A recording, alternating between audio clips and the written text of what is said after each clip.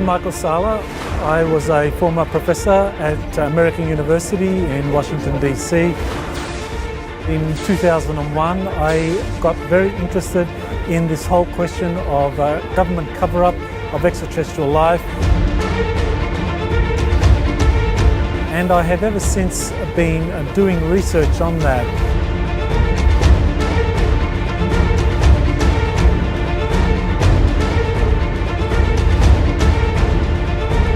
And this current research that you're about to watch on this video is featuring what I've discovered has been occurring in Antarctica, deep under the ice, that there has been a flourishing set of programs involving Germans that were able to escape to Antarctica just before the end of the Second World War, and US corporations that have been working with the Germans in developing advanced technologies for use in a secret space program that has been used for colonizing other planets, for being able to establish bases throughout the solar system. I'm very grateful to the organizers of the Empowered Light Expo for inviting me to be able to introduce this information to their audience, and I hope it helps them awaken to the truth of what's been happening in Antarctica and elsewhere around the world.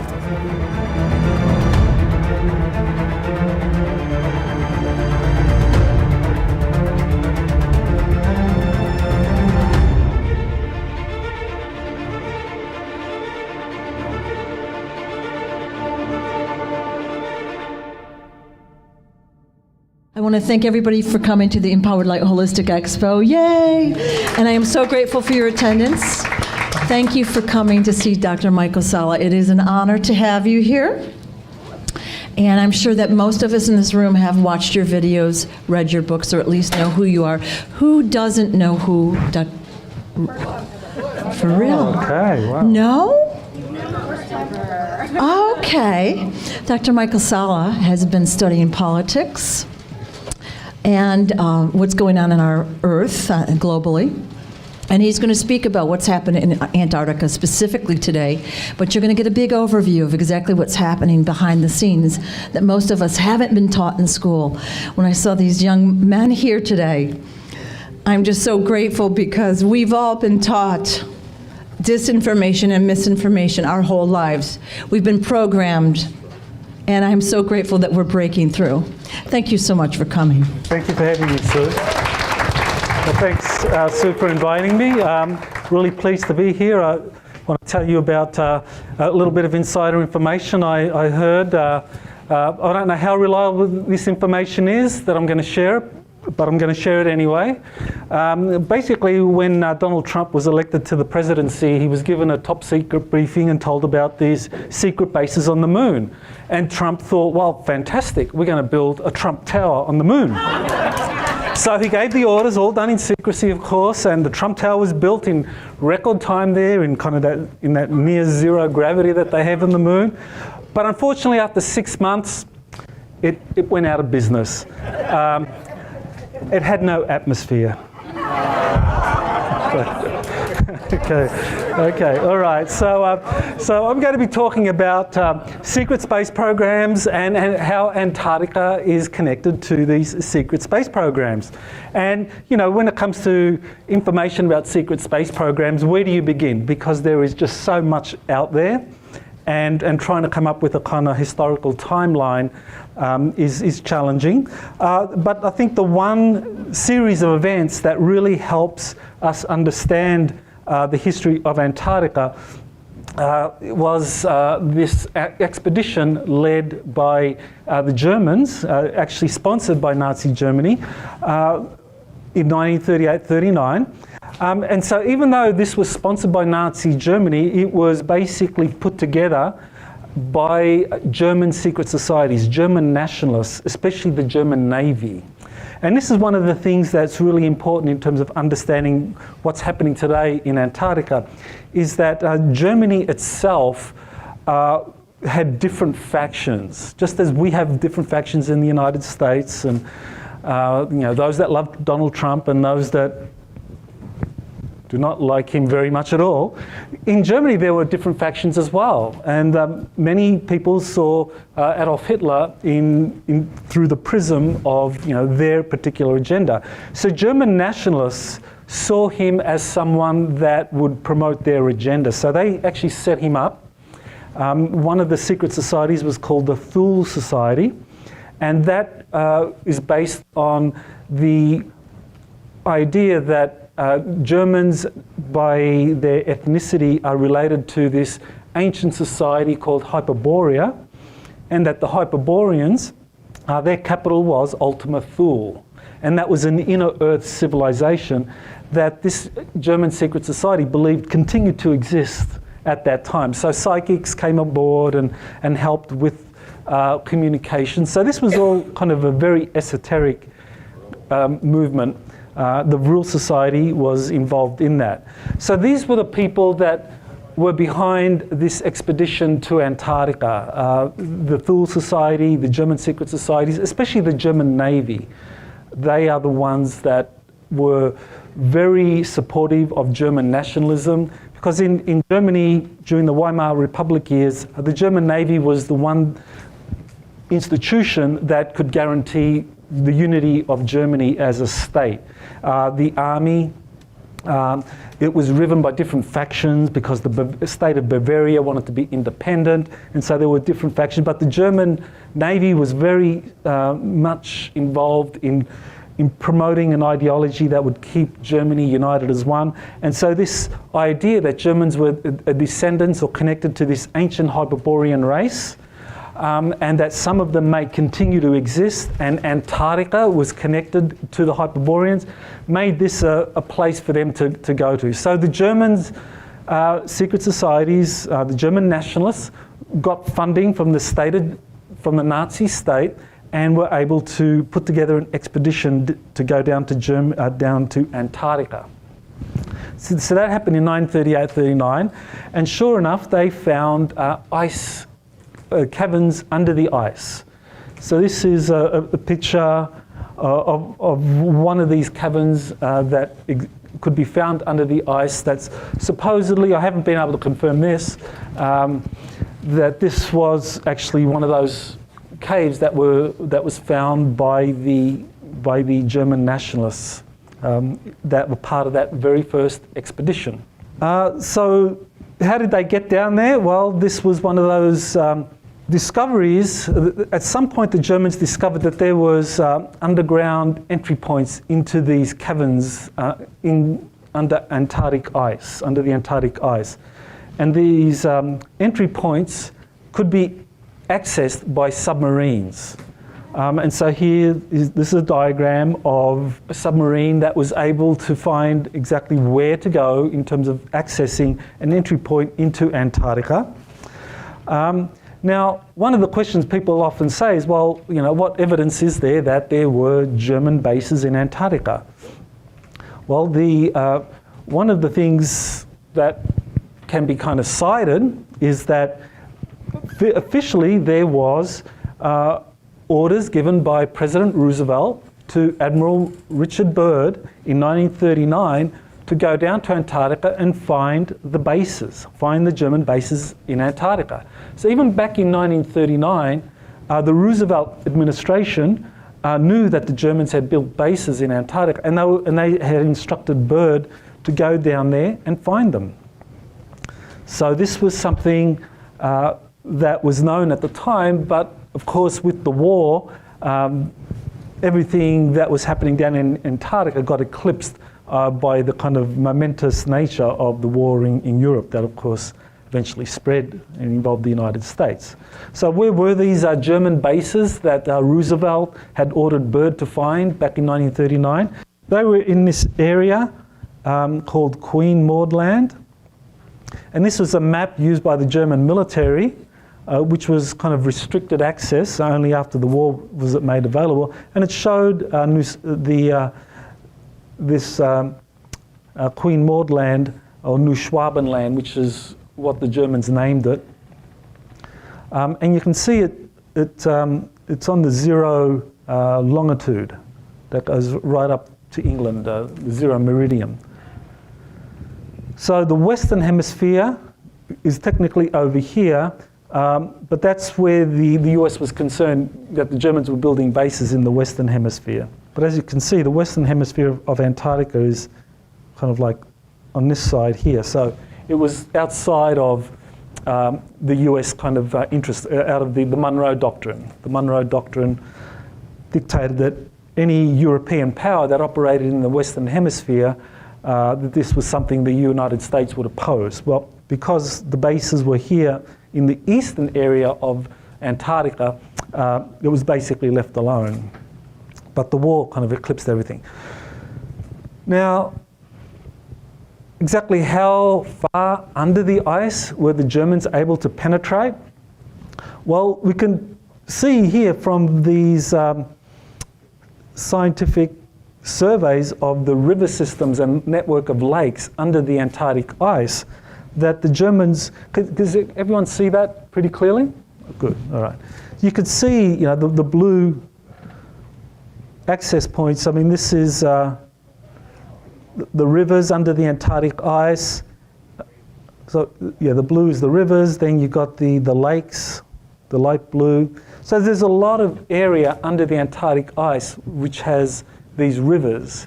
And so, they, even though the ice has frozen over the top, underneath the river continues to flow. So this is how the submarines were able to access deep into the interior of Antarctica. Okay, so now we get to the question, well, exactly how far and how could this all be done? Well, here you have a comparison of what Antarctica looks with the ice on top of it, and by side, how it looks. Another map shows how it looks without ice on it, and you can see the network. You can see the kind of the blue areas like rivers. The light blue is kind of like under sea level, which might be lakes. And the red arrow shows that the Germans kind of entered up here, up around the 0 meridian or longitude, and kind of followed a path into the interior. There actually were instructions given to U-boat captains on how to do this. So here you have the instructions, a set of instructions that was leaked, showing how the German submarine captains could actually find where to go as they approached Antarctica, and how deep they had to go, and how they had to kind of like surface or rise up in terms of their depth. So here you have like a contour of what it's like under the Antarctic as you travel. So, under the coast, you have the kind of shelf here, the continental shelf, or where the ice extends out, and they had to go underneath it, and it gives you kind of information of how much to submerge and so forth.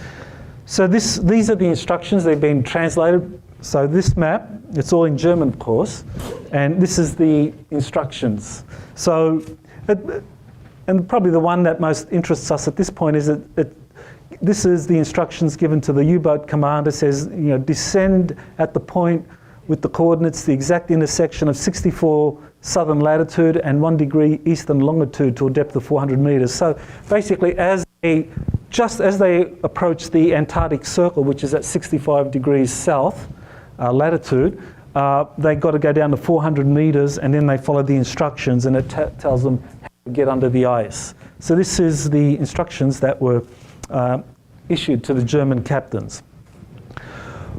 So this is the kind of history of a little bit of an idea of how the Germans were able to establish a base down there in Antarctica. Now, according to a number of whistleblowers, Corey Good, William Tompkins, the Germans were able to establish production facilities down in Antarctica for successful flying saucer prototypes. So it's well known that in occupied Europe, the Germans were working on flying saucers. There's been a lot of kind of documents, FBI documents, CIA documents, newspaper reports, experts, engineers who had worked with Germany or with Italy that talked about their efforts to reverse engineer, or their efforts to build operational flying saucers for the war effort. So this is real history. The Germans did try to build flying saucers with weapon systems that they could deploy in the war. So that's historical fact. What's not known is how much of this was actually successfully developed and moved out of Germany before the end of the war. According to William Tompkins, the Germans were working on 30 different prototypes, all different types of flying saucers. And here you have diagrams of some of them, like there's the Vril craft that date to the 1920s, the Haunebu series of flying saucer craft. That these were efforts by the Germans to see which technology, which prototypes would be most successful. And the ones that were successful before the end of the war were taken down to Antarctica. The ones that were unsuccessful or still in the testing phase, they were kind of left behind. And so that's what the Americans and the Russians found. And so they found these kind of untested prototypes. And so that's what they brought back to the United States under Operation Paperclip. So Tompkins, Corey Good, Clark McClelland is another whistleblower who's talked about this. So they discussed this. Another whistleblower who's not well known his name's Vladimir Tuzinski. Who's heard of Vladimir Tuzinski? Just raise your hand. Okay, a few of you. Well, he's not known now because in 1991 he began talking about the kind of stuff you're hearing now, that the kind of things that Corey Good and William Tompkins talked about. Back in 1991, Vladimir Tuzinski began talking about this. And where did Tuzinski get the information? Well, he got the information from Nazi SS files that had been released with the result with the collapse of the Warsaw Pact. Tuzinski was a member of the Bulgarian Academy of Sciences, so they got all of these Nazi SS files that showed what had been built in Antarctica and what was going on down in Antarctica. So Tuzinski got his hands on these files with photos, which showed the prototypes that had been successfully developed. So a lot of really detailed information. So he began talking about this in 1991, began giving lectures kind of similar to this. And I don't know, Pat, if you go back that far, 1991, if you're giving conferences, but he gave a few conferences. Did you ever see him? He spoke at my conference in Trenton, New Jersey. Perfect, okay. I actually started off in 2003 at one of Pat Mercantilio's UFO conferences, so great to know. I can talk to you more about Tuzinski later. But in 1994, he just disappeared. Just no one could find out where he was, and I think the reason is pretty clear, that he was actually talking too much. So this is one of the photos that Tuzinski released that showed the German Space Command under the Antarctic ice.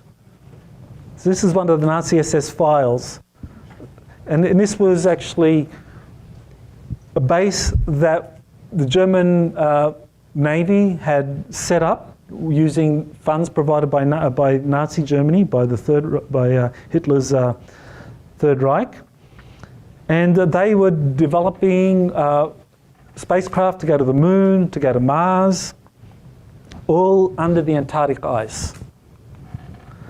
Here is one of the other documents that Tuzinski released that showed the different types of flying saucer prototypes that had been developed. Here you have like the Vril, sorry, here you have the Haunebu 1, and this says that there were 2 models that were developed. They were tested, 52 times, and they were, and this tells you the where they were assembled, or the drive, the propulsion system that it had, and this had a tachyon drive. So this was a drive that was being pioneered by the Germans back in the 1930s and 40s. So this was a tachyon drive. Hannibal 2, you had 7 of them built, 106 test flights, same sort of propulsion system. The Hannibal 3, this was the one that they sent to Mars. The Hannibal 3, it could actually achieve a velocity of 40,000 kilometers per hour, which is basically how you leave the Earth's orbit. And so what was it? 19 test flights of these things. And here you had the Vril 1. These were the very first flying saucers. They were developed in the 1920s. Or their propulsion systems dates back in the 1920s. The first one, as far as I know, was successfully tested in early 1930s, probably 1933. So this is one of the files that Tuszynski released. Here he had another file that showed you that the manufacturer of this Hannibal 2 crafts, this is the flying saucer, that this was actually built by Dornier Aircraft. So these files actually tell you which German companies were building these craft, right? So, you know. You're saying that the Germans built these, they're not like they were stored there from UFO from other planets? No, these were built by Germany. As I mentioned earlier, the Germans had built 30 prototypes. You know, they had found flying saucers, they had been given flying saucers, but they were building these for the war effort. So it's not as though they could, refurbish crashed flying saucers for the war effort. They had to study them and basically build them from scratch using German science and manufacturing techniques. And the Germans, just as the United States, the military doesn't actually build things. At most, they will put together science laboratories to understand the principles behind the propulsion systems. But then they will get American companies to build them. So, for example, like the F-35, which is now just coming into production. That's built by Lockheed Martin, but the engines might be built by Rolls-Royce, and so you have different contractors building different components, but you have one main contractor or company assembling it all together, which would be Lockheed Martin. So you have the navigation, propulsion, the weapons systems, the electronic jamming systems. So different companies would do that in the United States. So a craft like now the F-35, the F-22, all of these have different US corporate contractors building all of the components. So Germany was the same. And the Germans were able to get all of these companies to build other crafts. So for example, companies like Messerschmitt, Focke-Wulf, Dornier, they would build the kind of the superstructure, like the outside of the craft. Volkswagen, Daimler-Benz. So all of these would build prototypes based on whatever specifications they had been given by the German military for a craft. Siemens and AEG built the propulsion systems. So they were the ones that were behind the tachyon drives or the kind of electrogravitic drives. So these were major companies in Germany at the time. Siemens continues to exist today. Zeppelin, the Zeppelin Corporation, Goodyear was a partner with Zeppelin, and they built the big cigar-shaped craft. Some of the craft began to be seen in the early 1950s. So these were craft that were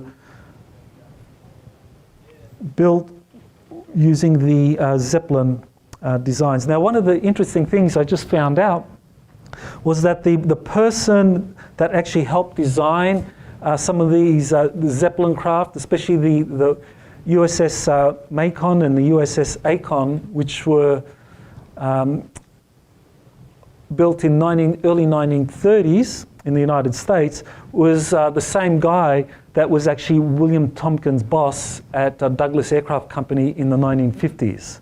Wolfgang Klemperer is his name. So Wolfgang Klemperer was the guy that helped build the Zeppelin craft in Germany in the 1920s and earlier. Did they build the dirigibles? Yes, they built, no, Zeppelin, Goodyear built the dirigibles, the USS Macon and Akron, which were used by the Navy as flying aircraft carriers. So this is fact, that the Navy back in the 1930s had flying aircraft carriers. But they only lasted for a few years because helium was a very unstable kind of system for and allowing them to fly or to float. A.G. Farben, they built the weapon systems. Rochling built the special metal alloys, as did Krupp.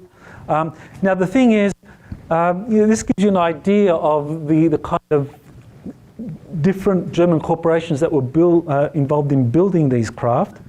But many of these companies actually partnered with the United States companies in the 1920s and 30s.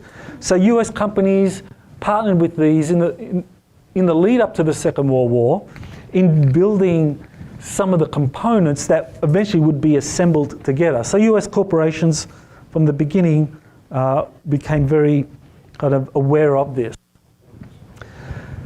Which kind of helps explain how William Tompkins said that these Navy spies were able to get into Germany because American companies that had partnered with German companies provided an ideal way of infiltrating Germany.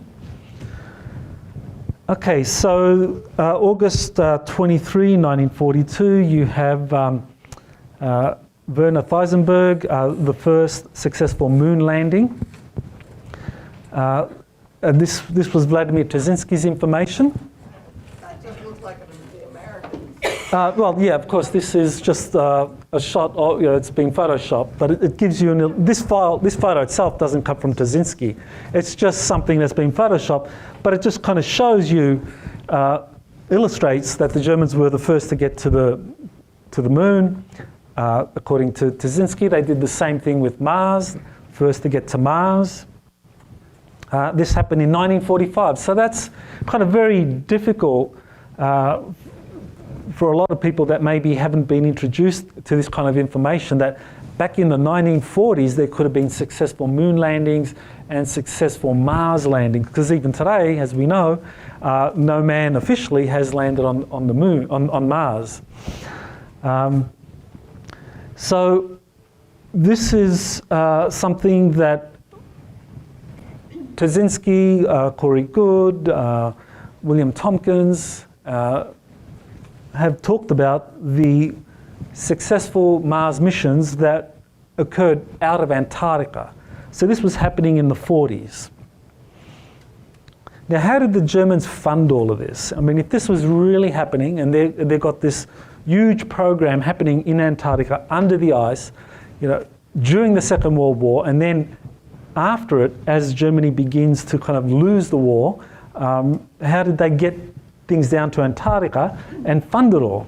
So funding, how did you fund it? Well, there was actually a document, an army intelligence document, that actually showed how the German industrialists were instructed in 1944 to get as much money out of Nazi Germany as possible. After the Normandy landings, the deputy Führer, Martin Bormann, realized that the war was lost.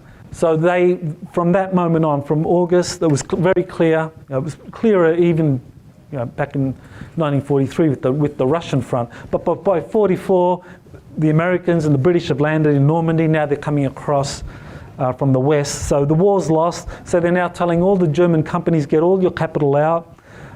Move as much equipment and resources out as you can, because the Third Reich is going to collapse, but there is a plan for a Fourth Reich, which will be an attempt to establish Germany's global dominance through economic means. So it was going to be an attempt to use as much capital as they had acquired through conquest and theft and so forth, to use that to kind of fund this renaissance or this new German program, which would be based out of Antarctica, but there would be a kind of financial worldwide empire using friendly countries like in South America, places like Switzerland, Sweden, that had been kind of sympathetic towards the Germans. So Jim Mars's book, The Rise of the Fourth Reich, is a really good one if you wanted to kind of read up the history on how this happened, how the Fourth Reich actually does exist, but it's a kind of a covert empire built using all of these illicit funds that the Third Reich had acquired and then siphoned out of Germany before the collapse of the Hitler's regime, and then they would use that for funding the German space program in Antarctica and their efforts around the planet. So now we're getting into the war's over. Now it's a time for the US to kind of deal with what's happening in Antarctica. As I mentioned earlier, in '39, Byrd had been instructed to go down to Antarctica, find the bases. He did go down there. There were several ships, I think it was 3 that Byrd led down there. They couldn't find the bases. Then the war happened. And then right up until 1945, Antarctica is kind of like off the map. All the US resources are poured into the war effort. Then in 1945-46, that's the Antarctic summer. We experienced summer down there, reversed to you here in the Northern Hemisphere. So this is the summer for us in the Southern Hemisphere. And so Byrd was given secret instructions to go down to Antarctica again and to find the Germans and to negotiate with them. Because the US authorities thought that, well, the Germans would be willing to negotiate because we negotiated with Kammler and those guys from the Third Reich and reached deals with them, so many of them could escape, and Bormann could escape, and Hitler could escape to South America. So that they thought that they would be able to negotiate with them. Well, the difference was that the Germans in Antarctica weren't necessarily Nazis, they were nationalists. They were German nationalists, not Nazis. So they found that the German nationalists in Antarctica, they kind of weren't as interested in a deal. So Byrd went down there, tried to make a deal, nothing happened. Now we know this actually happened because of Graham Bethune, who was a Navy commander, and he actually piloted the craft that took Admiral Byrd down to Antarctica. And he told, and this was relayed through Donald Ware, who was a lieutenant colonel for the US Air Force. And so Donald Ware actually said, quote, "Graham Bethune was a friend of mine. He was the pilot who flew Admiral Byrd to Antarctica in 1945. Byrd was sent down there to find out what was going on. He was sent home early, but I think Byrd was able to negotiate US scientists joining the German scientists in their underground base working on advanced technology." So a deal hadn't been reached, a major deal, but yet the Germans were open to having US scientists go down there and introduce them to some of their technologies, because the Germans were looking for some kind of long-term agreement, but yet an agreement hadn't been reached at that point. So the US Navy thought that, well, since we weren't able to reach an agreement with these guys, we'll go down there and we'll send an armada. And so there were approximately 4,700 sailors, Marines and so forth. They told the public that it was a scientific mission. So this was a scientific mission with about 4,700 sailors and Marines and no scientists. Really? But the public bought it because that's what the newspapers said. It's like, okay, the newspaper said it, that's what it is. So on this scientific mission, there was an encounter that happened, and I'll mention that. But firstly, one of the things that did occur apparently was a meeting between Admiral Byrd and some of the inner Earth people that actually were working with the Germans down there in Antarctica. So Admiral Byrd's encounter was with the Ariani. So this was the kind of inner Earth group that the Germans believed that they had established communication or contact with through these esoteric societies like the Vril Society, the Thule Society, they made contact with the Ariani. And apparently Byrd, according to the Admiral Byrd's diaries, actually had an encounter with the Ariani during Operation Highjump in 1947. So that's the secret diaries of Admiral Byrd, which are still pretty controversial, but still I think they give us an idea of what Byrd could have encountered. Sometimes the truth is leaked in a controversial way. So these diaries might be an example of that. So anyway, so according to Admiral Byrd's diaries, he meets with this master from the inner earth, and he tells Byrd, you are in the domain of the Ariani, the inner world of the earth. We shall not long delay your mission, and you will be safely escorted back to the surface and for a distance beyond. But now, Admiral, I shall tell you why you have been summoned here. Our interest rightly begins just after your race exploded the first atomic bombs over Hiroshima and Nagasaki, Japan. It was at that alarming time we sent our flying machines, the Fugelrads, to your surface world to investigate what your race had done. End quote. So, Fugelrads, kind of flying ships in German. So these were kind of German-speaking people. And Byrd apparently was given this kind of message to relay down to Washington, D.C. and to President Truman and to the Pentagon.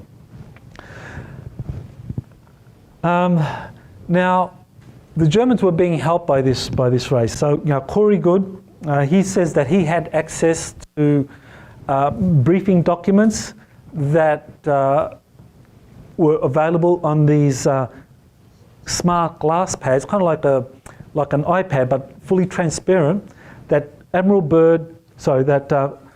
Corey Goode says that he had access to these, and that he read all about these events that had occurred down in Antarctica. With the meetings between the Germans and the inner earth people and Admiral Byrd's expedition. And that, according to Corey Goode, and this was, and these the information on these smart glass pads, that information was actually provided like 40 years earlier by William Tompkins. So this is why William Tompkins' information is so significant, because it really does support what Corey Goode was saying more recently. So according to Goode, quote, there was help from a group that the Nazis were led to believe were ETs, referred to as Ariani or Aryans, sometimes called Nordics, but were actually an ancient Earth human breakaway civilization that had developed a space program referred to as the Silver Fleet, and created vast bases below the Himalayan mountains, largest in Tibet, and called the system, Agartha, and a few other regions. So, this is the information Corey Goode has given us about what was actually being developed, what had been, what kind of a civilization or breakaway group existed down there in Antarctica. Are there photographs of these groups? No, these are just people who say that they saw documents. They had cameras back then. Don't they have any proof, evidence? That's proof evidence is of classified programs is always very hard to have because it's illegal. Any whistleblower that has classified information about any of this stuff and releases it to the public can be arrested and detained. So, Nobody snuck it out. but as I mentioned earlier, there were these Nazi SS files documents that were released that showed some of this stuff. So there are documents, but they're hard to come by. But maybe we can come back to that later during this question and answer. There was this competition, if you like, between different factions of the inner earth beings. One group called themselves the Garthans, another group called themselves from Shambhala. And these one group were helping the Germans, that were the Ariani, and the other group were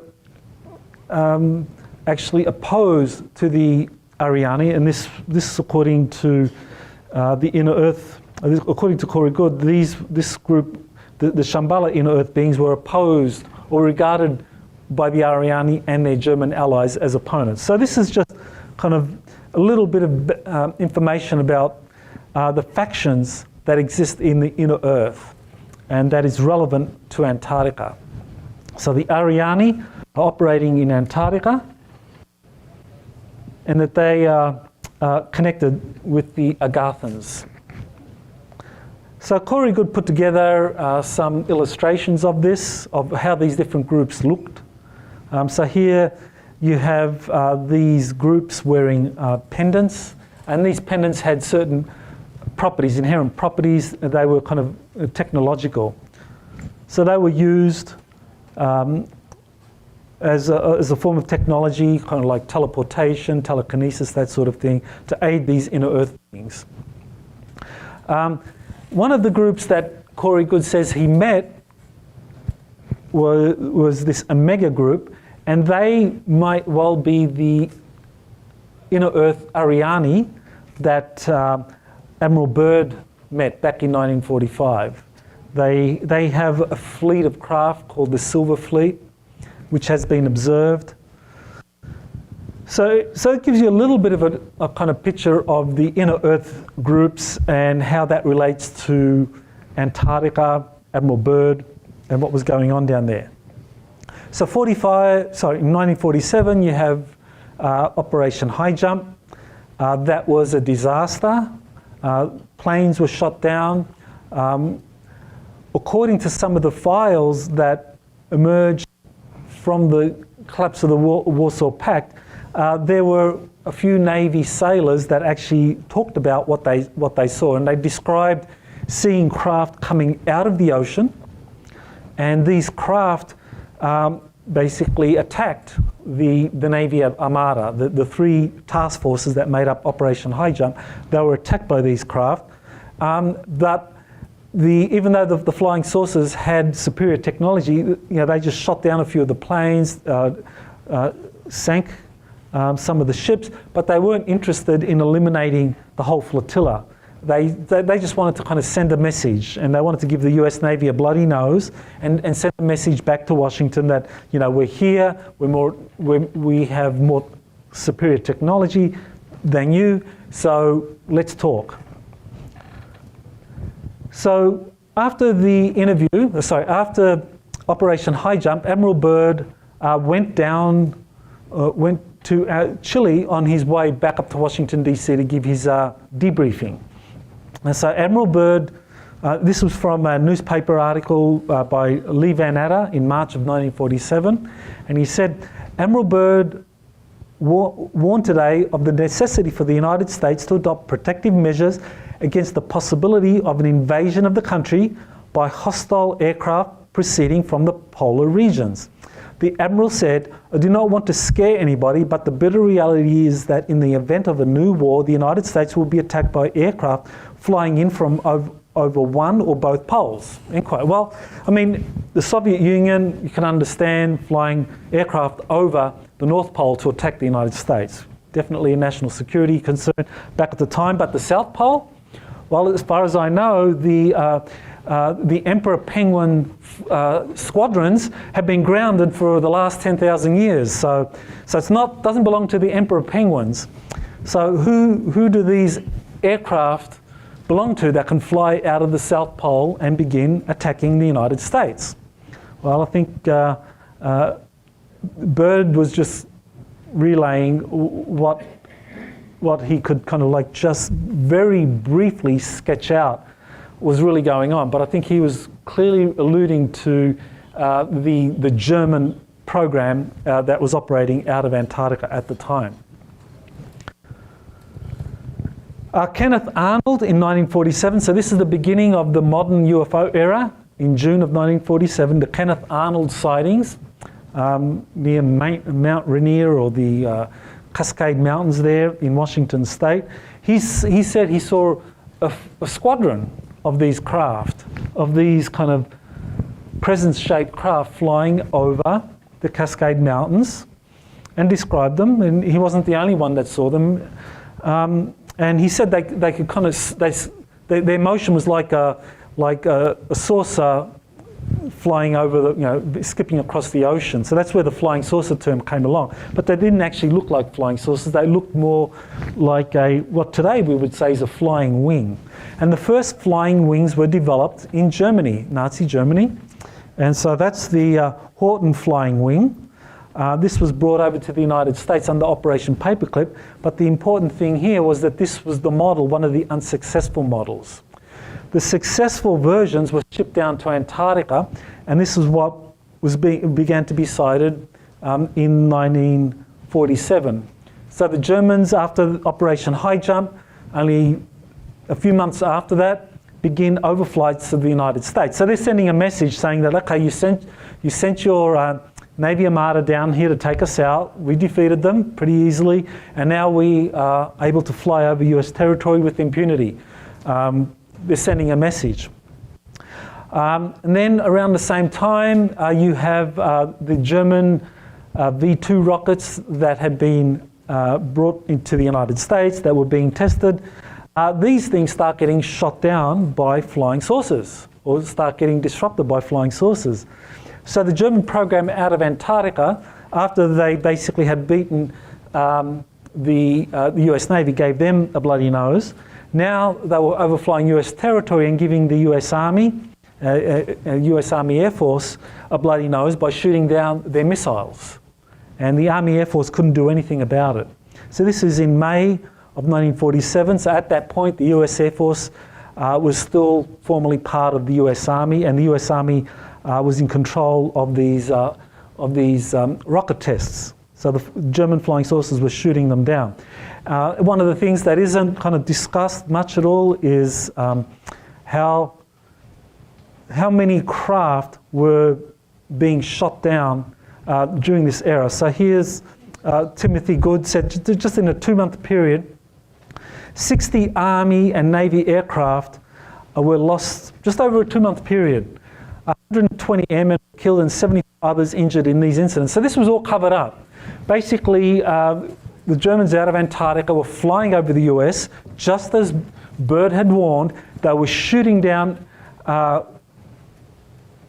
Force and Army rockets that were being tested for the future kind of ballistic missile program. And fighter craft that were sent up to intercept the flying saucers were being shot down. This was all covered up. So there were hundreds of these events that had happened. The US Air Force investigates all of this, but the real truth was being hidden, that these flying saucers were connected with the German program out of Antarctica. So Operation Blue Book was, I think many people acknowledge that it was really a sham investigation. They weren't really interested at all in getting to the root of the UFO problem. But many UFO researchers simply assumed that the truth was extraterrestrial. Well, here now we're getting another version that the truth wasn't necessarily extraterrestrial, even though we know extraterrestrials are real. The truth was that some of these flying saucers were German craft operating out of Antarctica. And this was something that they desperately wanted to cover up. Of course, we have the famous 1952 Washington flyover. Again, many researchers assumed that this was extraterrestrial craft. I certainly did when I first heard about it.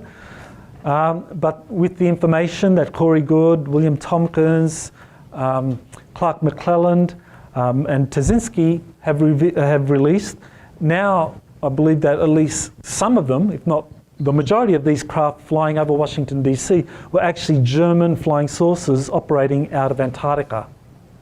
And they were sending a message, and the message was very clear. You know, we can shoot down your rockets, we can shoot down your aircraft that are attacking us, we can fly over your capital city. We don't want to have a war with you, so let's talk. I think the message is very clear. Truman's first reaction was to shoot down the craft flying over Washington, D.C., but he was advised that that's not a good idea. We've tried that and it hasn't worked. So he revoked those orders, but they were given. This was actually newspapers of the day covered the story that orders had been given that pilots were to shoot down the flying saucers. So it was all covered up, and eventually deals were reached. And in this book, I talk about some of the agreements that were reached between the Eisenhower Administration and the extraterrestrial civilizations. Now, this was before I came across the secret space program information from Good and Tompkins and others. Now, I think that these agreements actually involved the Germans. So it wasn't just Eisenhower reaching agreements with just extraterrestrials. The Germans were working with extraterrestrials themselves. So they actually reached agreements with a German extraterrestrial alliance. That's what happened. So that book covers it. I only have a few copies left. I think I have one left, but you can get it online if you're interested in that. Colonel Corso, he says that, quote, "We had negotiated a kind of surrender with them, this extraterrestrial German alliance. As long as we couldn't fight them, they dictated terms because they knew what we feared most was disclosure," end quote. So essentially, deals were made and agreements led to the US military-industrial complex working with the Germans to create this.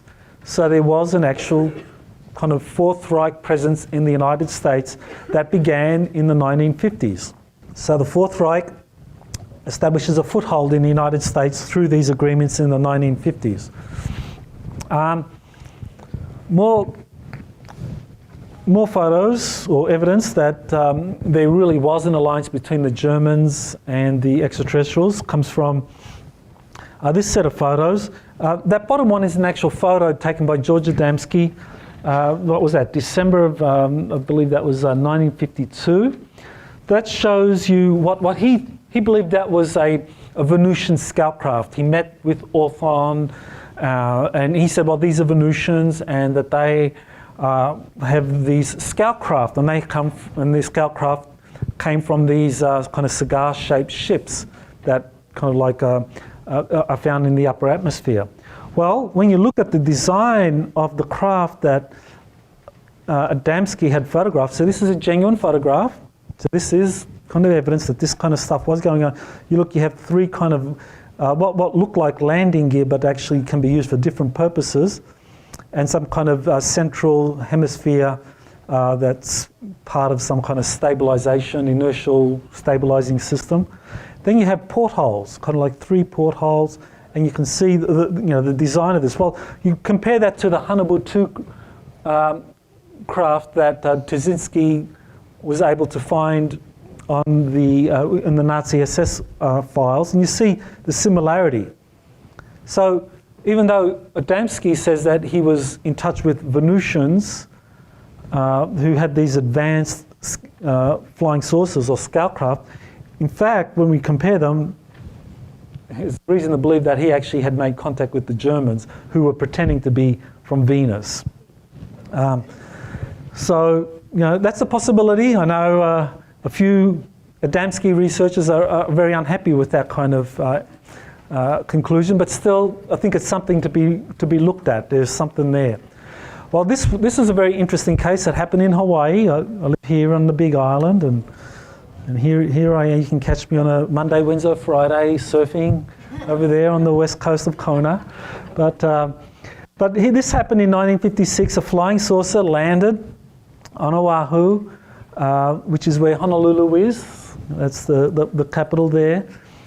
And the flying saucer landed, and this was actually an Army sergeant major who was actually working for Army intelligence, and whose job was to track reports of flying saucers. So he actually saw this craft land. He was with a number of other Army personnel and saw this craft land, and basically described people coming out in German uniforms wearing kind of Iron Cross and Nazi insignia. This was in 1956. So that tells us that agreements had been reached before then. That's when after the agreements had been reached, so then the German flying saucers out of Antarctica, they could kind of take R&R in Hawaii, and maybe catch some waves there on up on the North Shore, right? Where do you work? Oh, I work in Antarctica. Here, Mars is tough, so I love Oahu. Yeah, it was. I can't remember the name of the base, but just kind of like the outer suburbs of Honolulu. Harvest Point.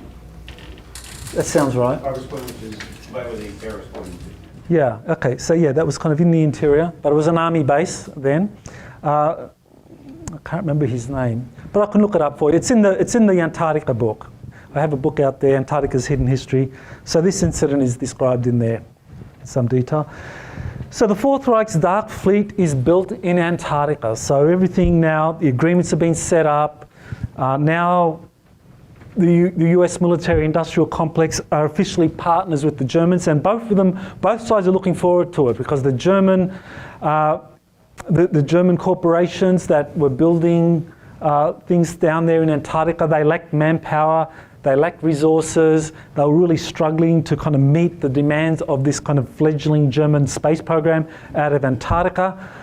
So they were looking forward to the infusion of the US military-industrial complex, and the US military-industrial complex was looking forward to it because finally they were going to get to learn about the secret propulsion systems and the navigation systems and the weapon systems of these flying saucer craft that the Germans corporations had built in Antarctica. So there was a coming together, and so you had the US military-industrial complex being infiltrated by the Germans, by senior German engineers and scientists. Now, Operation Paperclip was a means, even though many people assume that Operation Paperclip was merely the Germans' scientists being brought over to help the US kind of develop a space program with the rockets, or secretly build flying saucer craft out of classified facilities like Wright-Patterson Air Force Base. Actually, it was a two-edged sword, because it was a way for the Germans in Antarctica to have their people, or to have kind of fervent Nazis or German nationalists infiltrate the US military-industrial complex and report back to the Germans in Antarctica on how advanced the Americans were becoming, and if the Americans were making breakthroughs, to sabotage it.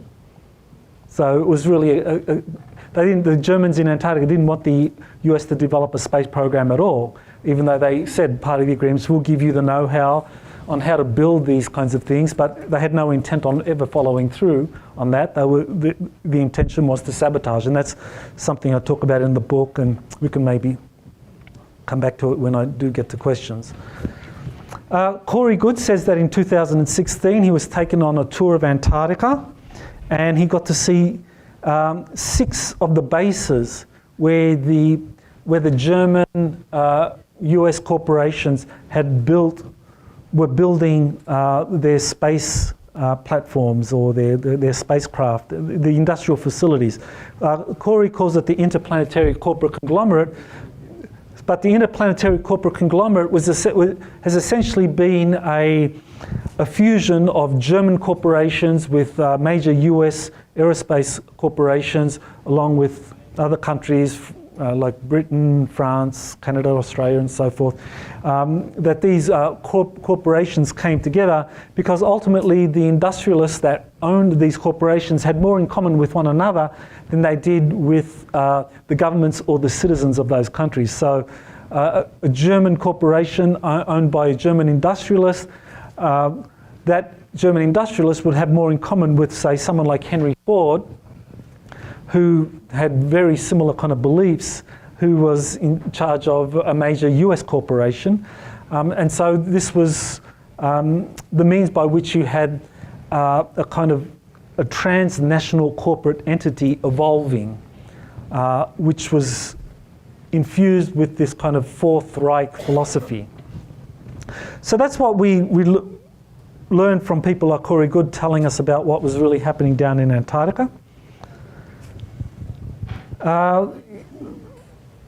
Lake Vostok, that's one of the places where there has been rumours of a civilization that was discovered down there.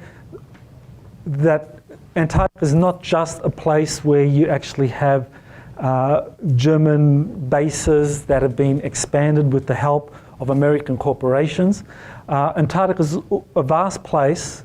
I mean, it's 1.6 times the US, the entire US, including Alaska. Antarctica is 1.6 times bigger. So it's vast. So you can have Germans down there with their major bases and working with industrials, but you also have places such as here, Lake Vostok, which can have the ruins or the remains of some ancient civilization. And so here you have this magnetic anomaly discovered in Lake Vostok in 1991, which people began to suspect back then was actually one of these underground buried cities that was down there in Antarctica, hidden under all of those miles of ice. So Lake Vostok, this was right next to the Vostok station, which was a Russian or Soviet Union base built in Antarctica. And it was right where the South Pole, the magnetic South Pole was, but the magnetic South Pole moves. So that's a radar image of the map, and right there in one corner is where you have at Lake Vostok, kind of like a mile under the ice, you've got this, what appears to be a major city. Now one of the first people to talk about this was Richard Hoagland and Mike Barra back in 1991, where they began to say, well, there's an ancient city down there under the ice. This is what the magnetic anomaly is all about. So this is what Hoagland and Barra said, an ancient city under the ice. Such a discovery would be absolutely dazzling, sending shockwaves through our world as profound as the discovery of artifacts on Mars or ruins on the moon. And the notion is not as improbable as you may think. An anomaly like this could be caused by an accumulation of metals, the kind you would get if you found from the ruins of an ancient buried city. So Hoagland and Barra and others recognised that this magnetic anomaly found at one end of Lake Vostok, buried under 1 mile of ice, that was very likely an ancient city.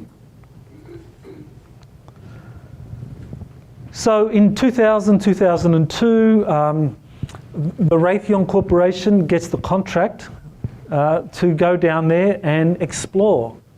Well, they get the Antarctic support contract, which means that the National Science Foundation, which is the rubric for all of these science missions in Antarctica to study the mating habits of the penguins, to kind of like see how quickly the ice sheets are melting. All of these projects that are approved by the National Science Foundation, typically they have a major aerospace company being the kind of overall contract supervisor. And the reason they choose these major aerospace companies like Raytheon and before them IT&T is because these corporations know how to keep secrets. They are very familiar with how to set up a special access program where you have the special access program doing all sorts of exotic research and development being hidden under a less classified program or a cover program. So Raytheon and Lockheed Martin, they all know how to do this. So this is why these companies are awarded the contracts in Antarctica, because on the one hand, you have the contracts that are awarded are doing kind of very mundane science projects, but on the other hand, you have projects that are doing kind of research in places like this, finding out what's going on down here, doing research at these secret facilities under Antarctica where they're kind of like building components for future generations of spacecraft.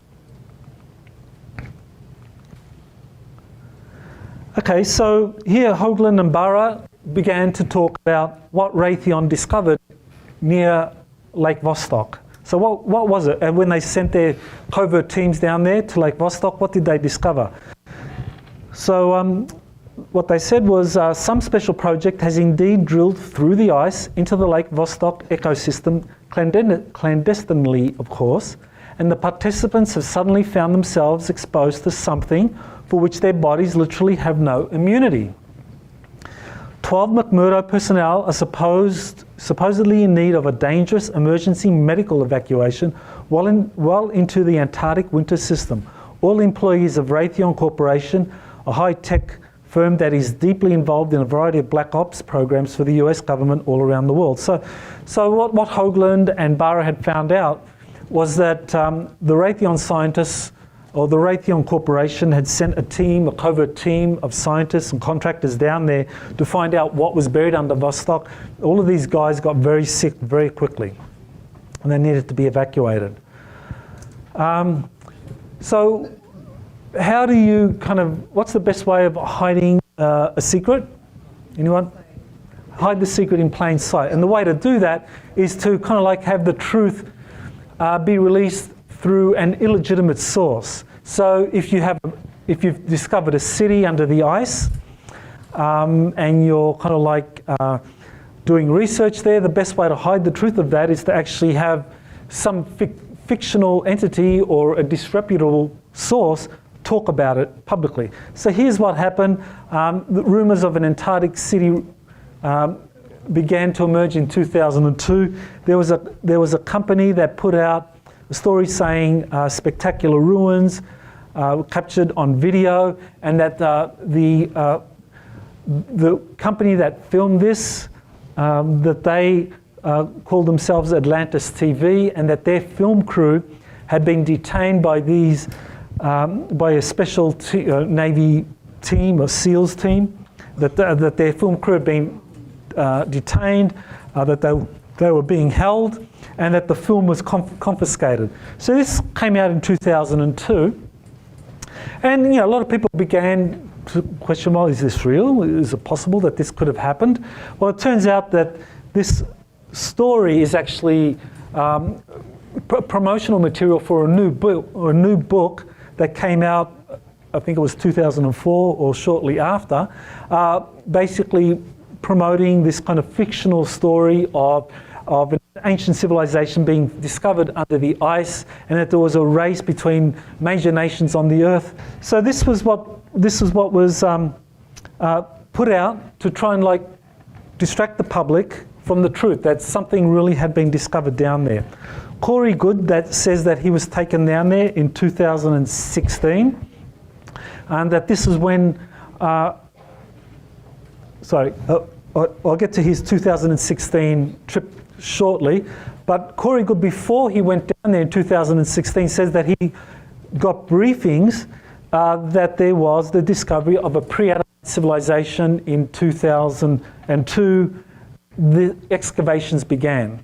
So Corey Goode, he has some insider sources telling him what's going on within the world of covert operations, black operations, and so he was told that they had found these ancient ruins in Antarctica, and that in 2002 a lot of scientists and archaeologists were being allowed to go there and to do research and to begin filming and to put together scientific papers, so that eventually this would be revealed to the world in a manner that would shock the scientific community. But that this all began in 2002. So this is consistent with what I've been talking about earlier, the discovery of this ancient city down there. So in early 2016, early 2017, Corey Goode is taken to Antarctica. This is his second trip down there. So he's one of only two people that has been to Antarctica under the ice and seen what is really going on with these covert programs. The other person is Pete Peterson. So both of them have appeared on Cosmic Disclosure and say that they have been there. They were taken down there and they saw ruins and that they worked on these covert programs. So Corey says he was taken down there in January 2017 and he saw these ancient ruins. And you probably have seen this on Cosmic Disclosure. Anyone not seen this photo or on Cosmic Disclosure? Or this sort of picture, this drawing illustration? Okay, so you've all seen it. So yeah, it just shows Corey Good's depiction of the excavations happening under the ice, and they find some of the artifacts dating from this pre-Adamite civilization. And that's the craft Corey was brought in January of 2017. Here you have some of the bodies that were found with this. Yeah, that's an illustration, not a photograph. Yeah, this is just even though he says photographs were being taken, there was someone down there taking photographs. He says that he was not allowed to distribute those photographs, that these eventually will be released, but it's when the decision is made to kind of like reveal this to the general public. So for now, we're being given a kind of form of soft disclosure, which is people saying, we've been down there, we've seen this, this really happened, they are very sincere, they have no reason to fabricate any of this. But of course, everyone can say, well, there's no hard evidence, so why should I believe you? And that's fine, because that's how soft disclosure works. Hard disclosure or real disclosure or full disclosure is going to be when the evidence is released. And while we all want it, we don't control that. But soft disclosure is happening. So then in 2011, Lockheed Martin gets the contract to oversee what's going on in Antarctica. And so what's interesting about this was that Lockheed Martin in 2011, they are the world's largest defence contractor. And so why would they be interested in the mating habits of penguins? Right? And how quickly the ice sheet is melting. I don't think they're very interested. They're a defence contractor. They're there to, yeah, sure, fund the projects, looking at what the penguins are doing in those dark corners. But they're also there to run these covert programs under these cover programs. And so these covert programs involve excavating these ancient cities and finding whether any of these kind of ancient technologies have any kind of weapons application. Then the Antarctic support contract is then given to Leidos in 2015. Now Leidos, this is where it gets a little complicated, but Leidos is a spin-off of Strategic Applications International Corporation in 2013. So, trying to find out what American corporations are doing what in Antarctica is challenging, because often you have corporations kind of splitting off, creating offshoots to run programs to kind of maintain secrecy. So Leidos is a shoot-off of SAIC, and that runs these secret programs down there in Antarctica, and they were given that contract by Lockheed Martin because Lockheed Martin was having trouble. Just as Raytheon was having trouble with these technologies that they were discovering under the ice sheets, Lockheed Martin was having trouble, so they wanted help, so they got Leidos involved, and Leidos, with the connections to SAIC, have more expertise, and so they're basically trying to understand exactly what's being buried under Antarctica and how quickly all of this is going to be revealed to the public because the ice sheets are melting. So as the ice sheets are melting, you're having, and this is an article on my website, just exopolitics.org, so you can see these articles where I talk about what different whistleblowers tell us about the ice sheets melting off and how there's a kind of race by different countries to get to Antarctica to find out exactly what's buried under there, and to see whether any of this technology is something that they can reverse engineer. Secret space programs, according to information that Corey Good has, that in early 2016 there was a battle in Antarctica. And so in this battle in Antarctica, the Interplanetary Corporate Conglomerate, which is this fusion of German and American companies that built this vast corporate manufacturing entity under the Antarctic ice, they were challenged by an unknown space program. And as far as anyone knows, this program is connected to the Russians. So this is the Russian space program that Vladimir Putin, he's been working with another group, other groups, and has been able to develop a program that rivals what has been developed in Antarctica. So the Russians have been very busy and being helped by their friends in developing their space program. So apparently this battle occurred and it reached a stalemate, and these very large ships carrying global elite had to return down to Antarctica. Apparently the global elite were wanting to leave Antarctica very quickly because there was some disaster that was happening. According to Corey, this might be the solar flash event or some kind of catastrophic series of events related to the sun, related to a pole shift even. So these people wanted to escape. Now we get to this period just before the 2016 presidential elections. You have John Kerry going to Antarctica just a couple of days before the presidential election. Anyone want to guess why he was down there going down to Antarctica? He wanted to see the penguins, right? Yeah, exactly. Those mating penguins, boy, something to see. Well, he went down there for a reason. I think one of the reasons was he had to explain to the Fourth Reich. The Fourth Reich believed, as a lot of people believed, that America is the best democracy money could buy, right? So the Fourth Reich had bought America. It's like, the election's not turning out the way we wanted. What's going on? He had to explain, well, it doesn't always work out. Sometimes the people actually speak, and we couldn't rig this one. So he had to explain what happened. And so the Fourth Reich was very unhappy with that. And then, of course, this happens. This was, the Fourth Reich didn't think that he would be elected, that this was a wild card. They knew all about the Democrats and Hillary Clinton, but this guy was new. He had a very different way of doing things. So someone that's kind of independent, a bit of a rogue, not easily controlled. They don't have a control file on him that they can discredit him.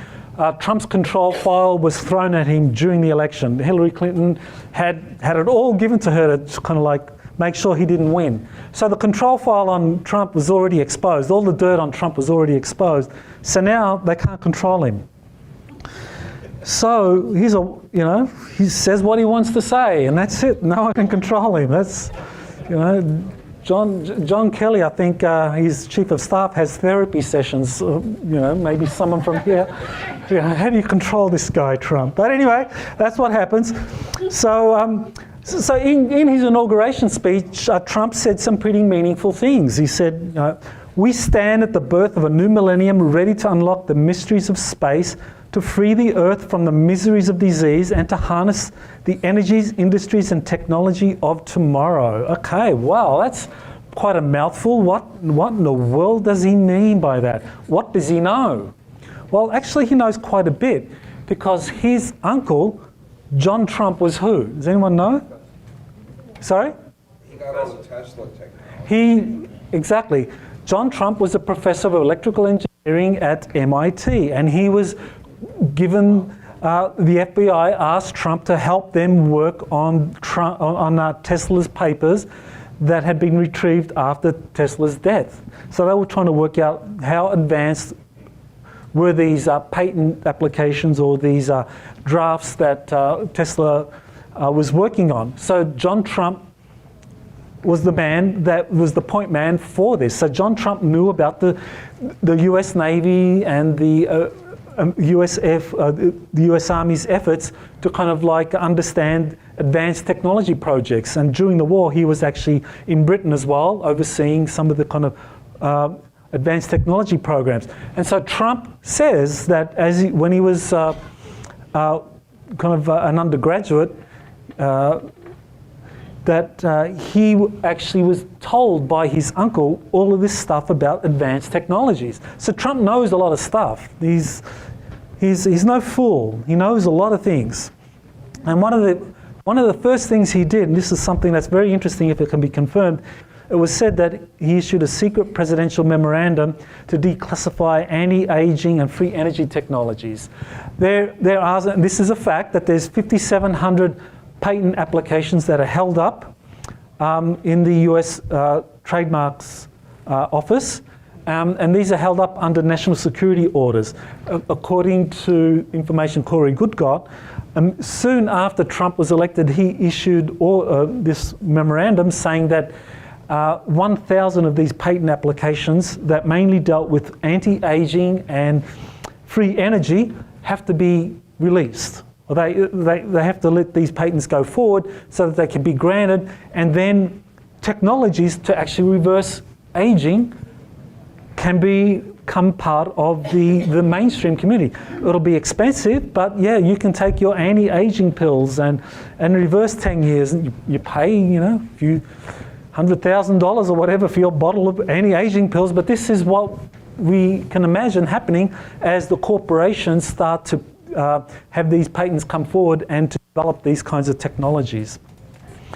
Newt Gingrich was sent to Antarctica as Trump's emissary to the Fourth Reich. So they sent John Kerry down there just before the election with the bad news that Trump's going to win, and we can't stop that. And now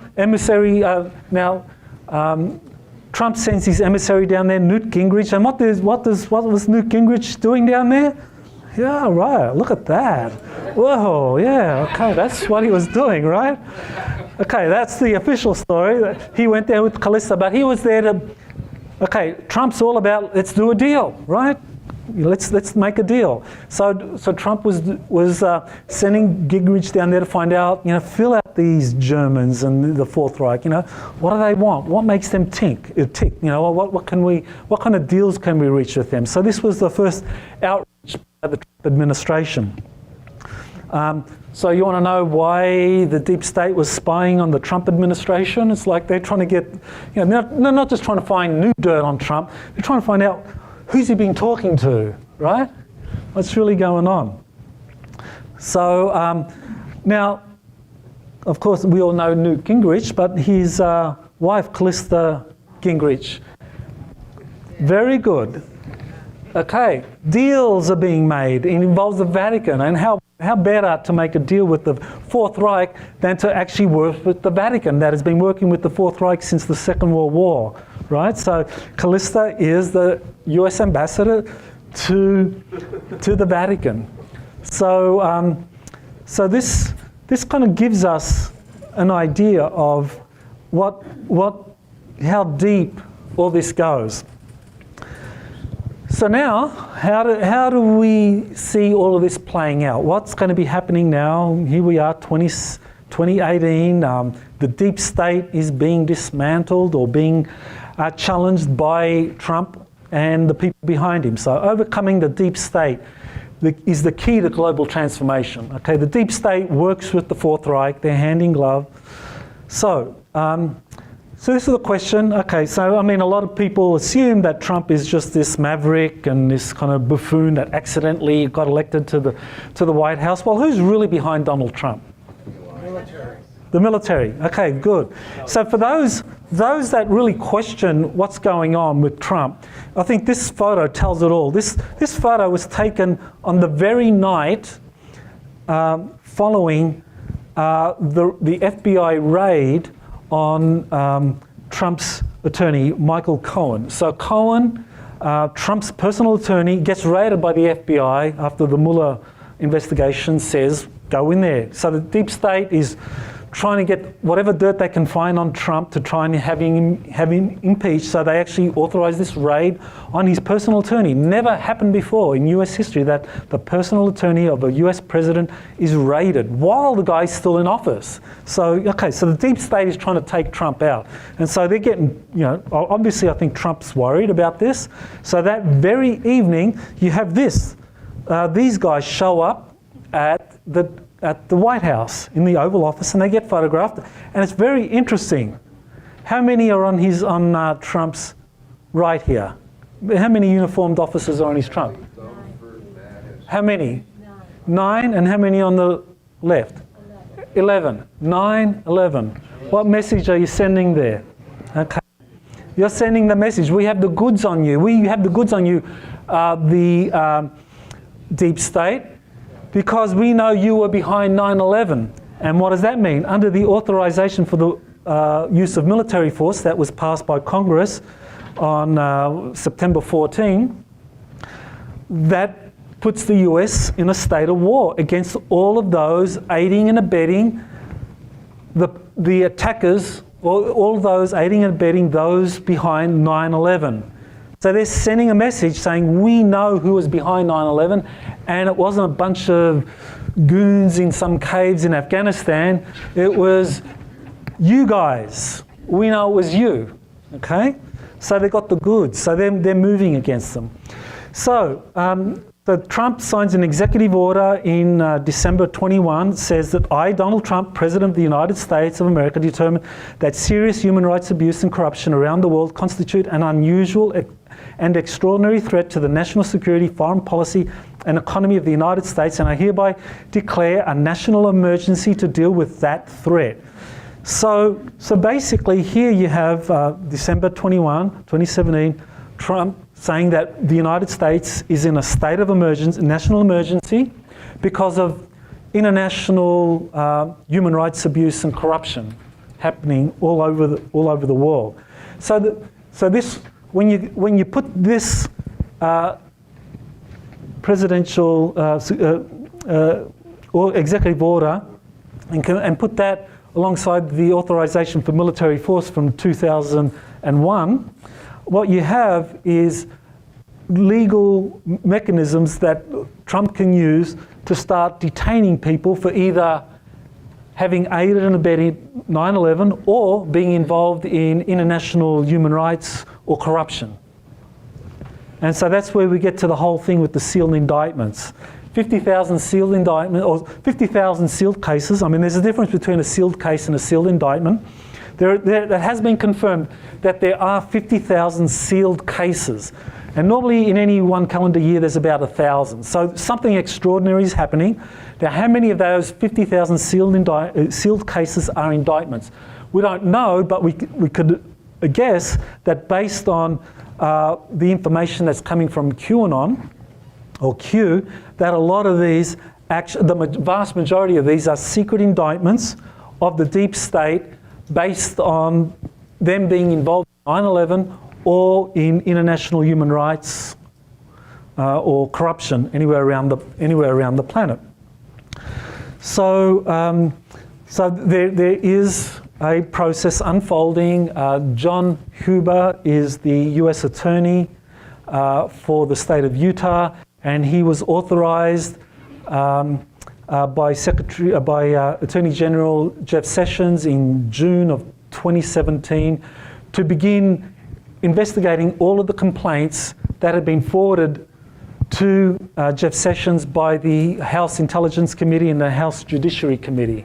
So all of the complaints related to kind of abuses and corruption, these are things that are now being investigated by this special attorney who has other attorneys, US attorneys working with him that have been authorised by Jeff Sessions, and also there are 470 investigators that are part of the Office of the Inspector General under Michael Horowitz, who's the Inspector General, that are helping John Huber investigate all of these complaints. So that is a fact, and that tells us what may be happening all behind the scenes. And all of this is about to blow over.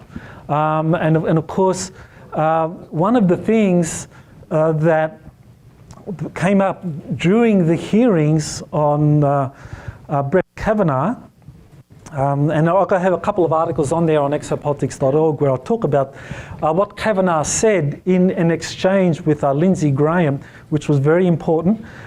Basically what he said was that US citizens can be tried by military courts in a time of war, and because of the authorization for military force, we are still at a time of war. And anyone that is collaborating with the enemy can be viewed as an enemy combatant. And so those people, those deep state figures that are involved in the 9/11 attacks or associated with the kind of funding of the terrorist organisations behind 9/11 can all be regarded as colluding with the enemy or even enemy combatants. So in this back and forth between Lindsey Graham and Brett Kavanaugh, Kavanaugh was saying, yes, that's exactly the case, that military trials can be used against US citizens and that this is entirely legal. So he was basically giving us a hint of what lies ahead. So, what's going on now in Antarctica?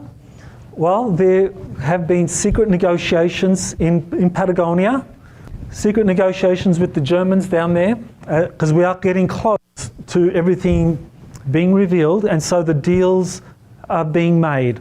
And the Trump administration is behind those. So he sent his Secretary of State, Rex Tillerson, down to San Carlos de Bariloche on February 3rd, 2018. So this was after Gingrich went down there. So then a month later, you have Tillerson going down there, who's the Secretary of State.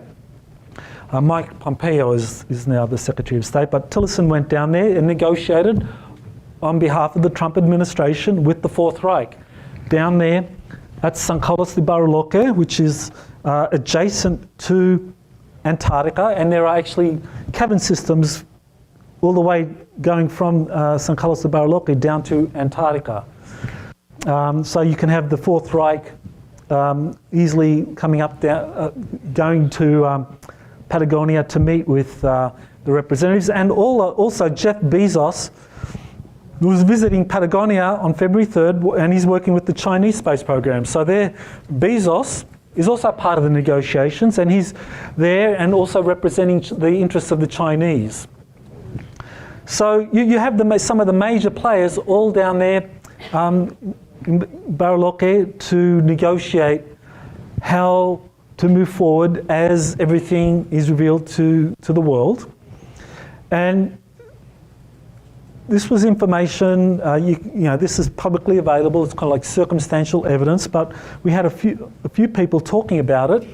One was Ben Fulford, and I know he's a controversial figure, but still I thought what he had to say here was very interesting because he does have real sources, there's no doubt about it. How, sorting out the wheat from the chaff can be difficult with Ben Fulford, but he does have genuine sources. So this is the information he got, and it kind of is very consistent with what I was able to learn from my sources. And it's that a major peace deal was reached last week in negotiations that took place literally under the light of the blue blood supermoon in a certain Asian country last week, according to sources who were present. As a result of this, the Nazi faction of the world military-industrial complex has agreed to align itself with the light side of the force. Thus, in the near future, Nazi technology, notably anti-gravity and hypersonic Mark 20 air travel, will be made available to the surface population of the planet, the sources say. So this is something I discuss in this article, so you can find it online. But this is what we are very likely going to hear very soon. is that we're going to learn that the Germans did successfully set up a program in Antarctica, but rather than being Nazis, ardent Nazis, that these were actually German nationalists that had separated from the Third Reich, and that they had gone in an independent way, and that they are now helping the rest of the planet kind of raise consciousness, and they can actually make a good case because their people were involved in the contactee movement in the 1950s. Maria Orsic and the Vril Society, that was coming out of Antarctica, because Antarctica wasn't just a dark program. It was also, it had a very light program where you had these Germans, Maria Orsic and her people, that were wanting to raise consciousness, wanting to introduce space philosophy, and to kind of like introduce humanity to its true history, that we are kind of literally descended or genetically connected to multiple extraterrestrial civilizations. So this is information that we are likely to be exposed to soon. And so disclosure is happening. People are being prepared for this. So now scientists are now talking about life below the Antarctic ice sheet survives on ancient forests deep under the ice, so a couple of miles under the ice sheets. You can have life down there because there's kind of sources of heat coming from the volcanoes that is creating an ecosystem that can make life habitable down there for different life forms. They confirm that there are these vast cavern systems under the Antarctic ice. So this is again recently been confirmed by the scientific community that these cavern systems exist, and that life is capable of being hosted down there. And that's because of the vast collection of volcanoes under the Antarctic ice.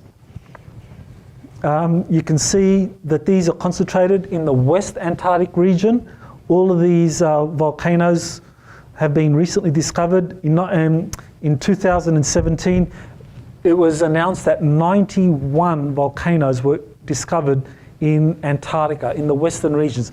Previously, they'd found 40 of them because, like Mount Erebus, they protrude above the ice sheet. But these 91 volcanoes were all under the ice, but using kind of thermal imagery and radar penetrating imagery, they were able to find these additional 91 volcanoes, and some of them are becoming very active. So what lies ahead for Antarctica? Okay, so what can we expect in the next 5 years, given everything that I've said? Well, one of the things we need to consider here is that West Antarctica is being heated. Okay, and this is a NASA study, a 5-decade-long study that showed West Antarctica is heating relative to East Antarctica. So if it was just global warming due to carbon dioxide, you can imagine the heating would be kind of concentrated on the coastal regions around the entire Antarctic continent. But it's not. It's concentrated mainly on West Antarctica and including the interior. So why is that the case? Okay, good. So the inner core of the Earth is being heated up. The volcanoes are being activated because they obviously generating their outlets for all of this inner Earth energy to come forward. They're being stimulated, and it's melting off the ice. So you've got cosmic energy coming in to the Earth, coming into our solar system as the entire solar system moves to a region of space with higher concentrations of cosmic energy. And the scientific community has confirmed this, that this is what is being observed. This is where we get to the kind of like, okay, well, what could happen if the West Antarctic ice sheet melts? What would happen? Well, this is where we need to start thinking about research of people like Charles Hapgood, who was the author of The Path of the Pole. And Albert Einstein wrote the foreword. So Einstein thought that this was actually a very accurate theory. So this is one of the things that really is worth considering, is what Einstein had to say about what triggers a pole shift. And he said, quote, "In a polar region there is continual deposition of ice which is not symmetrically distributed about the pole. The Earth's rotation acts on these unsymmetrically deposited masses and produces centrifugal momentum that is transmitted to the rigid crust of the Earth.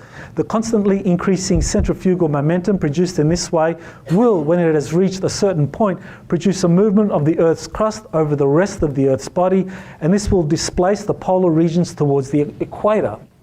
So what does that mean? We go back to here.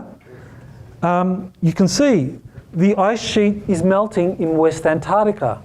So the asymmetrical distribution of the ice in Antarctica is rising because more of the ice is melting in West Antarctica, and East Antarctica, the ice is remaining. So as this melts, the asymmetrical weight distribution of the ice in Antarctica increases, which interacts with the centrifugal forces of the Earth, which is going to result in this, a pole shift. That's what Einstein said happens according to Hapgood's theory. So according to, this is how the Earth looked 13,000 years ago. Antarctica was ice-free and probably was Atlantis. It's another story, but I'll talk about that on tomorrow, Antarctica being Atlantis. So Antarctica was in open ocean, and the North Pole was basically concentrated in North America 13,000 years ago. So you have a pole shift that occurred back then. So could it occur again? Possibility. According to another theorist, Emmanuel Velikovsky, he says that the Earth's rotation has shifted. So this pole shift might be actually accompanied by a reverse in the spinning of the Earth's surface. Velikovsky found historical quotes saying that this had happened in the past. Herodotus, talking to Egyptian priests, 4 times in this period, so they told me the sun rose contrary to his wont. Twice he rose where he now sets, and twice he sets where he now rises. So there were times where the sun would rise in the west and set in the east. That is part of the ancient historical records that has been kept from us. Now, that kind of phenomenon may be a result of a pole shift. So this is one of the things that we have to consider, is that, well, is this what's going to happen? Could we face a pole shift like this that could result in all of the ice, as a result of all the ice melting, that there's a pole shift? Well, I think probably we might have a sequence of events that prior to a pole shift you have something like full disclosure.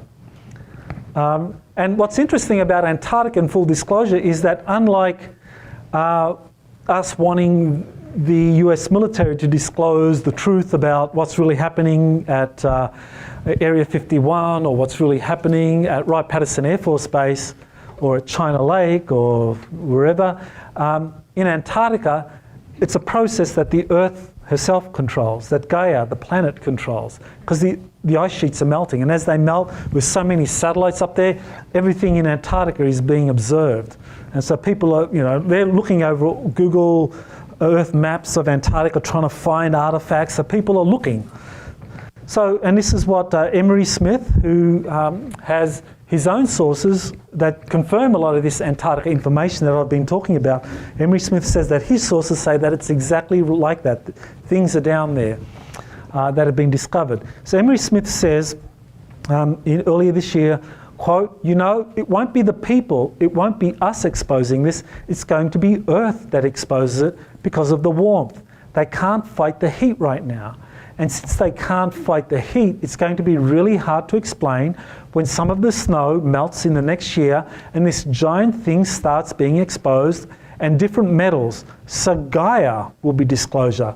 Earth will be the one who discloses it, which is beautiful. So I think he's just talking about an organic process happening here where the Earth is going to expose what's buried under the Antarctic ice sheets. And that's going to give a lot of people a heads up on what's going on. And this takes me to QAnon, or Q. Just very recently, just the last week, I mean, this is, I think was this September 19, Q confirms that secret space programs are real and extraterrestrial life exists. So this is the first time that Q, who has written a lot about the deep state and how pervasive the corruption is in the political system, not only in the US but globally, and the different families involved in this, for the first time has talked about the Roswell crash, talked about the extraterrestrial crash, talked about the existence of extraterrestrial life. This happened in a Q&A session, and the interesting thing about that Q&A session with QAnon is that Q gets to choose what questions to answer. So the questions Q chooses to answer are very relevant because it basically feeds into the disclosure narrative or the disclosure agenda of Q and the White House. So by answering these questions and telling us that Roswell really did happen, that extraterrestrial life exists, and there are secret space programs, Q is telling us that disclosure, full disclosure, is on the Trump White House agenda. How cool is that? That's cool, yeah. That's really good. I mean, it's like, okay, there really is a disclosure agenda. And so this is what is happening. So I'm not going to go through all of this because, you know, I want to give you a bit of time, but I just want to leave it up there for you.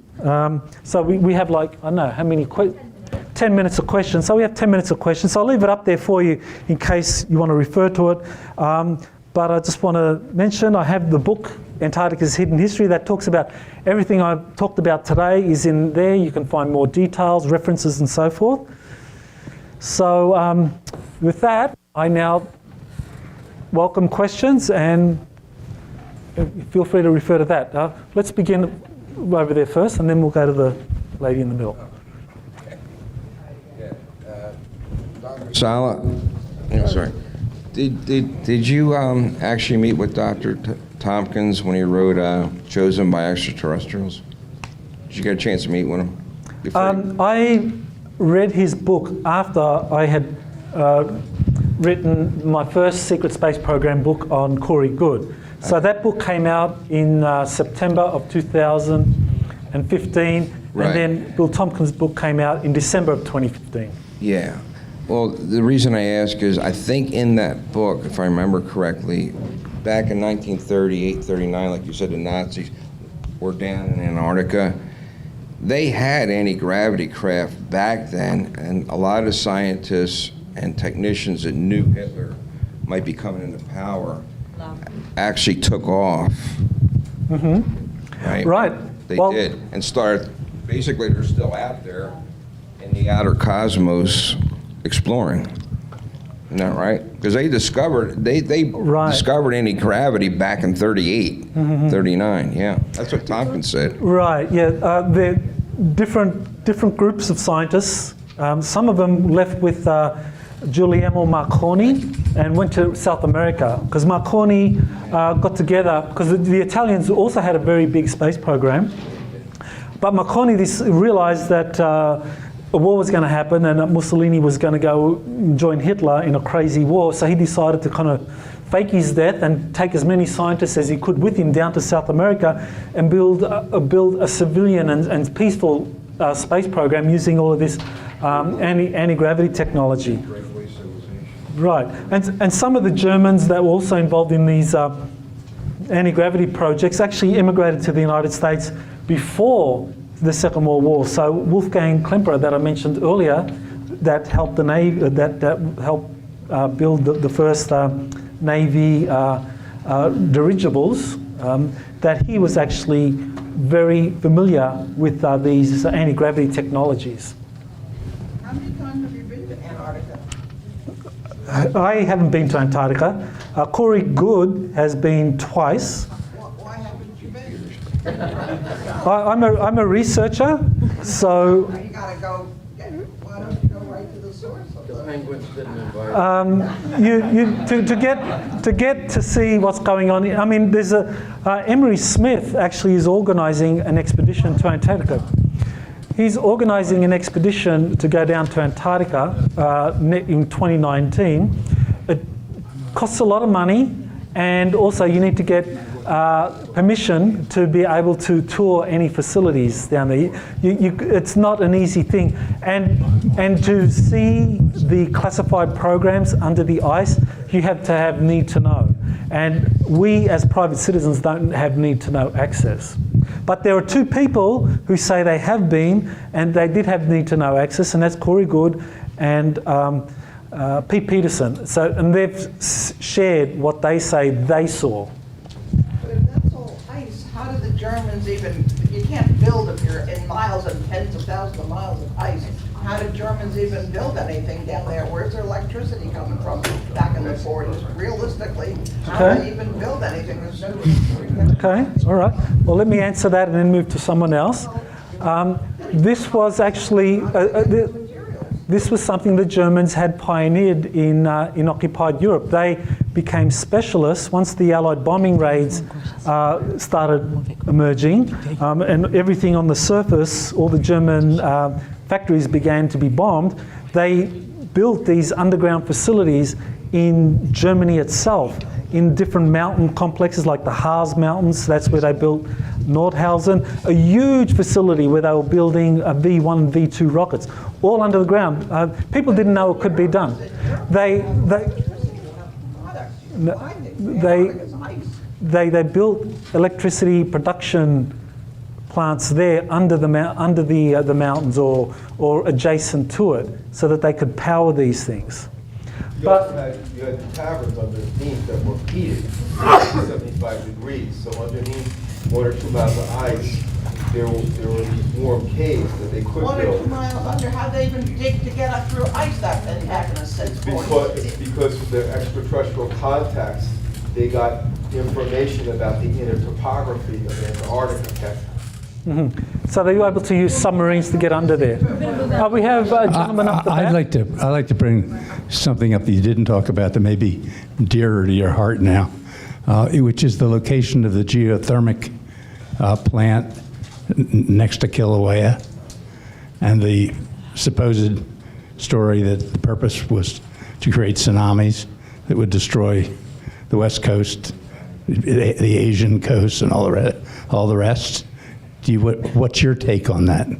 Okay, well, very quickly, the deep state, a global organization that thrives on creating chaos and destruction, and their means of staying in power is to create new wars or new global catastrophes. And so they were using this geothermal plant, which is owned by an Israeli company that is connected to the Rothschild family, to basically trigger these earthquakes to not only create a lava flow that would kind of like change the geology down there on the Big Island, but also generate a sufficiently large earthquake so that part of the Helena slump would collapse, that would generate a mega tsunami. And so you would have a 100-foot tidal wave hitting the west coast of the United States, destroying the entire coastline, which would basically wipe out the Navy and cripple the US military. Because the US military at the moment is the deep state's biggest enemy. In addition to Russia and China, not so much, because the deep state's moving into China. But Russia and the US military are the principal foes of the deep state. And so they were using this geothermal plant in Hawaii to kind of like really weaken the US military. At the very back with the...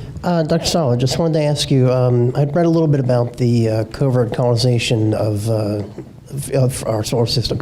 Was just curious, your thoughts regards to the piece I'd read about was a German base on the dark side of the moon, and also additional bases. I'm not sure who they're supposed to belong to, but additional bases on Mars. If you had any either information on that or speculation? Right, yes. So when the Germans first arrived on the moon has many different extraterrestrial civilizations with bases up there. So the moon is like Antarctica. You can't go up there and militarize and so forth. But the Germans were invited there by a group of extraterrestrials called the reptilians or the draconians. And so the Germans were able to build a base there on the moon. And over the years, once agreements were reached with the US military-industrial complex, that base has been expanded and it's gone deeper and deeper. And now it's called the Lunar Operations Command. And it has three levels. Yeah, original shape was like a swastika, but it's been built up. And so that's on the moon. You have that Lunar Operations Command.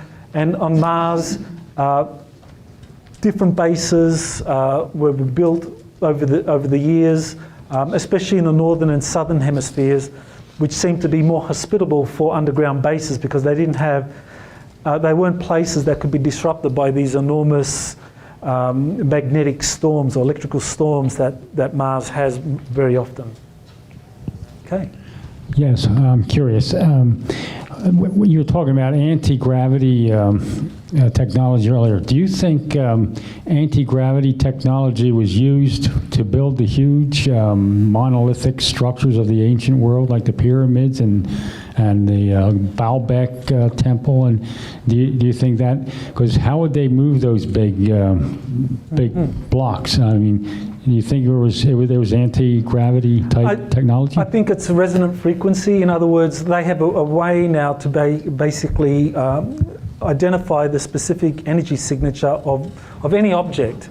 Even our body, our internal organs have specific energy signatures, and so they do have technologies for this, so that if you want to take out a person, like whether induce a heart attack or have their thyroid go out or something, there are technologies which emit a particular frequency that might be specific to that person, and that organ can go out. Or if you want a rock to move, you know the energy signature, specific energy signature of that rock, and once you activate that technology, that rock can start to float. Those rocks that they moved, they were cut specifically for the area that they were sitting in, like the ones in South America. They look like jigsaw puzzles. Do you think they maybe have changed their state of matter before they set the rock in there and then changed it back to its original state of matter? Well, I think the thing is that their technology understood resonant frequencies, that they used frequencies and understood how they operated, not only for generating anti-gravity effects, but also for construction purposes. So could they have used that to alter the shape of a particular rock? It's quite possible they did that. I mean, the kind of similar idea is in microwave technologies that they use for creating some crop circles. Not all crop circles are created by satellites with microwave technologies, but some are. So they know how to emit an energy or particular microwave frequency so that you can actually alter the shape of an object. Okay. See, the gentleman anyone that hasn't asked the question yet? My question is, with the possible disclosure, if free energy technology would be, allowed to the public to have knowledge about it? I believe so. I think that the White Hats and the Earth Alliance, whatever names you want to give them, I think they understand the big picture. That it's not just about let's do the right thing and reveal the truth.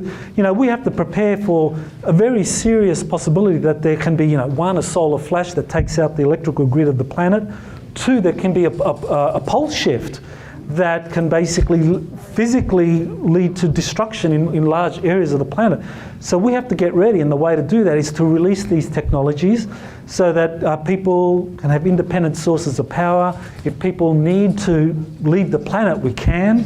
That these technologies have to be released quickly, and I think that there are enough good people in the system now that realise that this is a necessity and that this is something that has to be done very, very quickly. Thank you. And yeah. Doctor, I forgot to ask you, you brought up a good point with Maria when she was, thank you, with the Vril women. She's part of Vril Society. She was in communication, I think, with the Pleiadians, right? Aldebaran. Yeah. Right, Aldebaran, the constellation Taurus, right? So, a lot of that information she got to build the Hahnenbrand, the anti-gravity craft, was from the good ETs. The good ETs, right? They're recordings. Okay, I'm sorry, the good ETs. Now, in 1952, when they had the German flyover DC, and Eisenhower met with the Fourth Reich, and also he met with who? The Greys, right? And the Draconians. So how do we go from the Pleiadians way back in the 40s, the good guys, so to speak, the good ETs, to, you know... Right, good question. You know what I'm saying? Okay, yeah. Okay, well, Eisenhower in 1954, what was it, I think it was March 10 of 1954, he travelled to, it was late February 1954, he travelled to Edwards Air Force Base and he had a meeting with human-looking extraterrestrials. Some of them had been helping the Germans, and they said, we want to share technologies with you, but first of all, you have to help us to help you in raising consciousness and developing a higher ethical system. And only until you've shown yourself to be mature enough will we allow you to have these these advanced technologies. So Eisenhower's national security advisors overruled him. They said, no, we want our nuclear weapons, we're attached to those. So they said no, and then the following year, another group of extraterrestrials came, and these were the Greys, and they're working with the reptilians and the Nazis, or the Germans out of Antarctica. They've been working with them, and they struck a deal. It was like, yeah, we'll give you advanced technologies, and you'll give us access to your people and so forth. So there was a kind of a deal that was struck, but that was with a different group of extraterrestrials. Okay, so that was mostly, I guess the trade-off was we allowed them to experiment on human beings and genetic experiments, the Greys, that is, to perpetuate their race. Was that the deal we struck back then? They wanted raw resources, access to our genetics. Yeah. And from our side, especially from the Air Force side, they wanted to get advanced technologies from this extraterrestrial German alliance. But they were fooled. They were lied to. They were lied to. Yeah, they were. Okay, thank you, Doctor. Hi, Doctor.